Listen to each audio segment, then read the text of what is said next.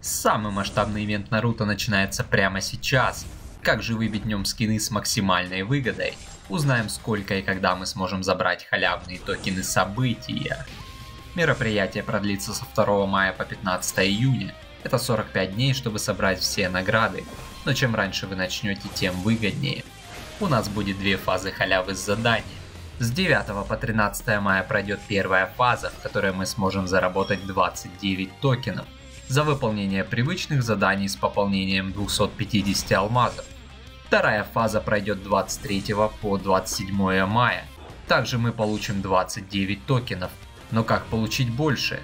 25 мая по 1 июня мы получим 1 токен просто за вход. Далее в ивенте Ромен и Чикара мы получим 500 бусин, которые обменяем на 10 токенов. И всего мы сможем получить за задание 69 токенов. Подписывайтесь и ставьте лайки. Пишите, кого заберете на ивент.